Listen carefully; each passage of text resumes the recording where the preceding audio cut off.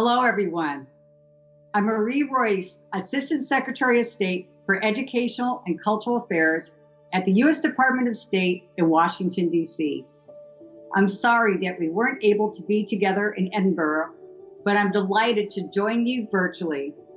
Even in the midst of a pandemic, culture is bringing us together. This summit's focus on culture in its intersection with education, social cohesion, and vibrant communities is vital. Culture connects us in unique and enduring ways. It connects us to our families, friends, and neighbors. It helps us remember who we are and where we come from. As COVID-19 swept across the world, it was heartening to see how museums, orchestras, and schools maintained our human connection with online exhibitions and classes. This reflects the theme of the Edinburgh International Culture Summit, the power of culture. Our important work continues around the world. In Thailand, the U.S. Ambassador's Fund for Cultural Preservation supports a major project at a centuries-old Buddhist complex. Following local health and safety guidelines, our partners wear masks and practice social distancing as they continue conservation of the historic site. Nearby in Burma, I saw young people reconnecting with their heritage. In Mandalay, the old royal capital, our American and Burmese partners are preserving a monastery, the only royal building to survive the city's bombing in World War II. Training the next generation of Burmese cultural leaders is already producing results. 4 young women who started out as interns are now full-time staff. In Liberia, I saw the important role that museums play in recording and preserving a country's identity and history. Museums protect precious works of art and culture, as well as everyday objects that tell our stories. Of course, museums also attract tourists and promote economic development, important priorities for the local and international community. We must work together to strengthen these connections and to guard against dangerous threats to cultural heritage. There is personal and communal loss when archaeological sites are looted, sacred items are trafficked, or paintings are vandalized. This leaves a void in communities. International cooperation is essential.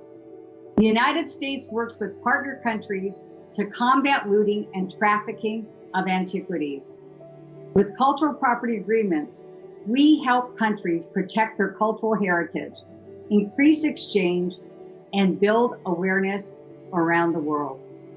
I've been honored to personally sign several of these agreements. While in Jordan, I celebrated our long-standing cooperation in cultural preservation, which goes back more than 50 years. Whether it's an Ambassador's Fund project at Petra or academic event, we are unwavering in our respect for culture. Bringing together U.S. government agencies and international partners, our Cultural Antiquities Task Force builds law enforcement cooperation and international capacity to stop trafficking. The impact is real. It saves cultural heritage. It fights organized crime and terrorist financing. And it strengthens our communities as sites for tourism. Through combined efforts, thousands of paintings, manuscripts, and antiquities, and other works of art have been repatriated by the United States to countries around the world. We also train U.S. and international law enforcement on anti-trafficking efforts. Their education includes how to recognize, investigate, and properly handle artifacts. For example, our training and enforcement collaboration with the Italian Carabinieri has deterred would-be traffickers and resulted in the repatriation of priceless objects. That's everything from a Roman statue of Venus to a 16th century painting of Leda and the Swan by Lelio Orsini. We also support local governments and preservationists worldwide. In Libya, we are working with the Boy Scouts and Girl Guides to bring museums in a suitcase to youth who are unable to access their museums and cultural sites. This promotes social cohesion and counters violent extremism. Preserving and protecting culture creates vibrant communities, and it sustains the livelihoods of countless individuals. In the United States, our industries contribute more than $760 billion to our national economy.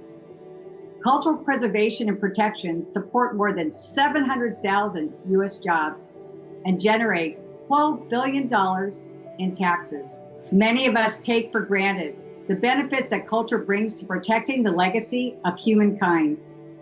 As President Trump said in Warsaw in July 2017, we must work together to confront forces that threaten over time to undermine these values and to erase the bonds of culture, faith, and tradition that make us who we are.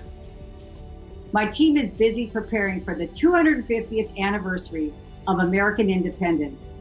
We appreciate the global efforts back in 1976 to celebrate American culture. Please join us again in 2026 to celebrate America 250 around the themes of educate, engage, and unite. In closing, I wish you the best in this important Edinburgh International Cultural Summit. Only by working together do we have the power to protect and uplift culture wherever we may live.